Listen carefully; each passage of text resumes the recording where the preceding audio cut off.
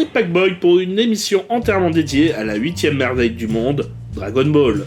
Ce manga d'Akira Toriyama a bercé l'enfance de ceux nés dans les années 80 et plus fort encore, continue d'émerveiller les nouvelles générations à travers les histoires du jeune Goku. L'émission présentera l'actualité de la licence à travers goodies, jeux, animés ou mangas, mais aussi balancera des chroniques sur la licence, la critique du dernier épisode de Dragon Ball Super, et enfin 30 jours de Dragon Ball. La chronique s'intéressera à donner mon avis sur un sujet du manga. Une émission mensuelle, mais en attendant, chaque lundi, vous aurez droit à votre review du dernier épisode de Dragon Ball Super. Et on se lance sur les news.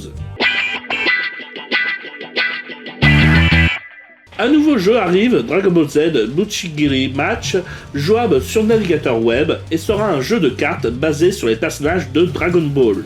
Les cartes auront différentes valeurs pour définir la force des personnages, mais chaque carte aura aussi son rôle ainsi défini, défense, attaque ou etc. Et certains auront des compétences pour atterrir leur puissance. Un jeu de cartes tactique donc, jouable jusqu'à 8 joueurs, en envoyant simplement l'URL de votre partie. Les illustrations des cartes ne sont pas fixes, elles évoluent en plein combat d'ailleurs, alors suivez les informations sur Shonen Games. Akira Toriyama s'exprime avec prudence sur l'affaire qui affole la finance, les Paradise Papers. Dans une courte interview, dans le jogging vert de l'Algérie de Gohan, Toriyama répond n'être au courant de rien, qu'il laisse ses comptables s'occuper de ses finances, de signer des documents, mais que cela est du passé et qu'il ne comprend rien à cette affaire. En attendant plus de nouvelles, Toriyama ne semble donc pas trop concerné sur ce qui arrive sur cette affaire de fraude fiscale, malgré son nom dans les dossiers. La news sur Dragon Ball Fighter Z arrive avec les statistiques de Gotenks, Majin Buu et Gohan Ultime.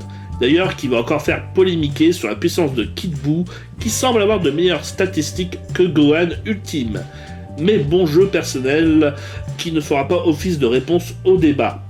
Un mode arcade est aussi annoncé et un magasin pour acheter différents jeux de couleurs et des titres spéciaux. Repose in peace à Hiromitsuru, voix japonaise de Bulma. Selon le site d'information japonais Mantan Web, Fuji TV est toujours en train de réfléchir sur l'actrice qui remplacera sa voix. On hésite aussi, mais cela donnera des situations bizarres, d'utiliser d'anciens enregistrements pour faire sa voix. Toujours est-il qu'il est toujours triste de voir nous quitter une si bonne comédienne, surtout si jeune, à l'âge de 57 ans. Pourquoi Dragon Ball Super n'est pas si super? Pour rappel, à ceux qui vivraient dans une grotte, Dragon Ball Super est la suite du manga Dragon Ball. Une dizaine d'années après la fin du manga, une nouvelle série animée et manga apparaît, supervisée par Akira Toriyama pour donner une suite à l'œuvre originale. Arrivée le 20 juin 2015, la série diffuse un épisode chaque dimanche matin au Japon et semble avoir trouvé son public. Si la série est une bonne suite à Dragon Ball, c'est qu'elle agrandit logiquement l'univers et le background en rajoutant les dieux de la destruction, le multiverse et enfin les transformations divines. Le problème va plutôt venir de la narration de l'animé, franchement catastrophique et qui provoque multiples erreurs scénaristiques, failles sur les puissances et pas mal d'autres catastrophes qui rend la série au juste passable. Il va falloir être clair et ne pas se mentir, la série a un but uniquement mercantile. Son problème n'est pas d'introduire des nouveaux personnages intéressants ou des histoires bouleversantes et apporter la série vers de nouvelles aventures originales. Non, elle sert à ajouter un max de personnages pour vendre de nouvelles figurines. La série a un problème majeur, le manque d'enjeu. Si encore le premier arc de Beerus permet de se dire que la Terre pourra être détruite, elle est véritablement prise faiblement par les personnages, qui affrontent un par un l'ennemi principal, faisant de cet arc une simple introduction pour agrandir l'univers de Dragon Ball. Le second arc, lui, fait carrément pire. Si chacune des nouvelles transformations de la première œuvre était déifiée par sa mise en scène pour sa première introduction, comme le pétage de plomb pour Goku face à Freezer, ou celui de Gohan face à Cell, et celle très explicative du Super Saiyajin 3, dans l'arc de Freezer, on n'introduit pas moins de 2 transformations, Golden Freezer et celle du Super Saiyajin Blue. Alors Golden vite ridiculisé, et le Super Saiyajin Blue montré trop directement, sans envergure, ni sans difficulté pour la réussir, autant dire cette transformation qui restera longtemps la puissance maximale de la série à atteindre, se retrouve à être banalisée, voire très vite ridiculisée. Seul un Goku Instinct réussira à raviver au moins un véritable intérêt et donnant une impression de nouvelle superpuissance. Mais là encore, l'un des autres défauts de la série, la cohérence des forces, rendra l'ensemble des transformations dans un véritable chaos d'illogisme de la série. Mais pour revenir au manque d'enjeu, le second arc n'arrivera pas à donner d'ampleur encore aux nouvelles transformations divines, Golden et Super Saiyan J Blue, étant presque au même niveau. Et donc voir Goku se battre seul alors que Vegeta pourrait l'aider pour vaincre facilement, sans compter Whis ou Beerus, fait que l'ensemble de l'histoire de cet arc tient véritablement de l'anecdotique. Sympathique en film, éprouvant en plusieurs épisodes de 20 minutes.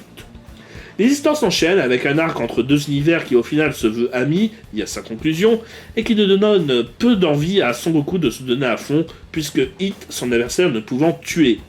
À l'image de Boo qui s'endort, la série enchaîne sur des personnages largement moins forts que Goku et Vegeta Super Saiyan J Blue, mais pire encore, l'agrandissement du multiverse s'étant fait beaucoup trop tôt, puisque Zeno faisant son apparition juste après ce troisième arc, détruira tout dans le quatrième arc. Pourquoi avoir peur d'un Black Zamasu quand un Zeno peut le détruire à tout moment?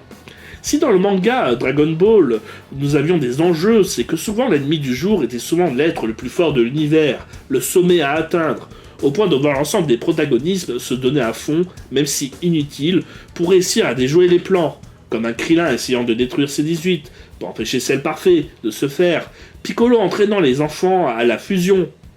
L'ensemble paraît toujours désespéré, sans un être pouvant faire la différence. Seul un Goku donnant l'espoir, mais en aucun cas ayant la force, peut donner l'impression, mais là encore, cela sera souvent au prix d'entraînement et de sacrifices. Oubliez tous ces passages, l'arc Black Zamasu donne l'impression d'enchaîner des combats pour glorifier un personnage du moment, pour vendre une nouvelle figurine prenant la pose culte de l'histoire. Et ce même en rendant immortel un des ennemis, le bouton donné à Goku et utilisé vers la fin de l'arc, d'ailleurs pourquoi attendre si longtemps, détruit tous les sacrifices faits auparavant pour devenir qu'un simple caprice d'affrontement pour Goku et Vegeta. Ce manque d'enjeu est carrément voyant et méprisant pour chaque conclusion des arcs de Dragon Ball Super, car objectivement vous pouvez constater que aucune fut gagnée par nos héros. Alors voir Goku perdre dans le Battle of God donne justement une bonne impression, donnant de l'envergure à des nouveaux protagonismes et de ce multivers, mais ne sera en aucun cas personnifié par Goku, puisque c'est grâce à un retour au passé de Whis qu'il battra Gold Freezer, ou fera semblant de perdre contre Hit, et Zeno détruira Black Zamasu. Jamais il n'y aura de sentiment d'accomplissement de la part d'un Goku devenu à nouveau égoïste, lui qui voulait voir la nouvelle génération lui succéder dans les derniers arcs du manga, mais dont les lecteurs ne laisseront à l'auteur le choix de choisir un nouveau héros. Le fait d'ailleurs d'infantiliser la série, et donc de voir nos héros s'en sortir avec quelques égratignures, mais jamais avec les vêtements totalement déchirés et ensanglantés à l'ancienne, donneront cette impression qu'ils ont vécu une aventure peu digne de leur intérêt. Sachant que là encore, ne donnant que le bon rôle qu'à deux personnages, Goku et Vegeta. L'oubli important de personnages qui auraient dû devenir les nouveaux héros, comme Gohan Ultime, Goten, Trunks ou Boo, sont ridiculisés à outrance dans la série, si ce n'est totalement ignoré. Comment s'intéresser à une histoire qui réunit ces personnages et qui donne l'impression qu'ils n'ont aucune raison de s'y intéresser eux-mêmes? Comment être d'ailleurs intéressé encore une fois par les enjeux quand les cohérences de force en présence changent à tout va? Gros défaut aidant, on a glorifié le pouvoir divin avec une première confrontation Beerus contre un Saiyan 3, donnant une victoire écrasante à Beerus. Or, dans la série qui suit, le pouvoir divin se fera plusieurs fois égaliser par des personnages plus faibles, comme Hit, cité dans le manga comme plus faible, mais dont le pouvoir d'arrêter le temps compense un pouvoir divin qui se voulait ultime, ou un Kaiô et Goku Black faible, mais qui assimile tous les puissances en cours, gratuitement sans explication, ou encore une Kefla qui fait égalité au Super Saiyan J Blue puissance Kaioken. D'ailleurs, le dernier arc est une foire à la puissance, un Kame Sennin faisant la bringue à un Frost au niveau de Freezer, et qui sera pourtant trop puissant pour un Piccolo 2 arcs précédents. Un Trunks du futur qui a sa force de multiplier selon ses rages et envies, encore une fois mieux expliqué et plus logique dans le manga, on a plus vraiment l'impression de voir une logique à la puissance, mais des ensembles de 2S machina qui se font selon le bon vouloir du scénariste qui doit y voir sa conclusion se faire au détriment du cheminement qui doit apporter sa conclusion.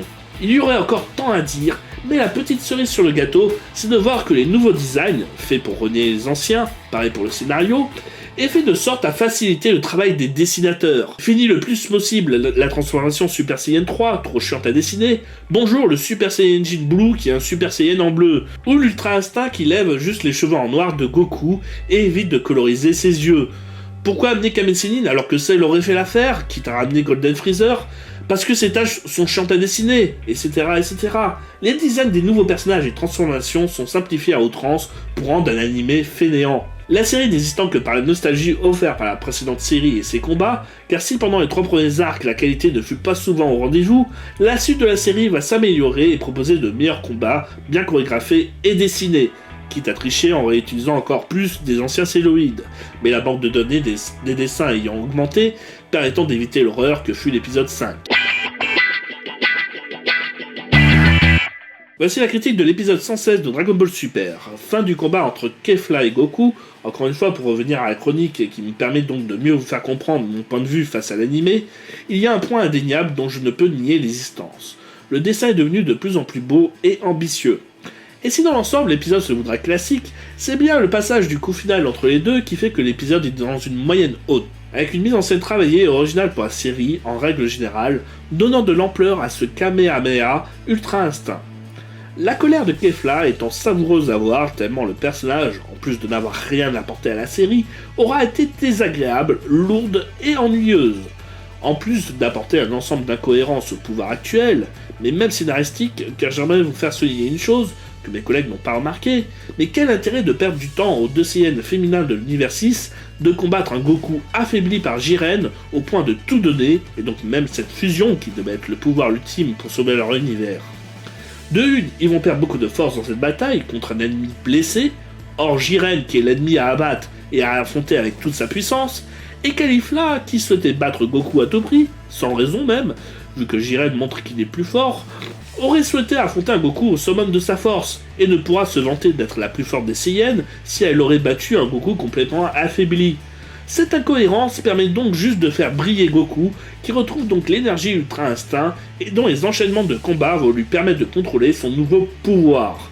Encore une fois, donc, la logique est violée dans son ensemble, pour justifier la conclusion qu'on veut.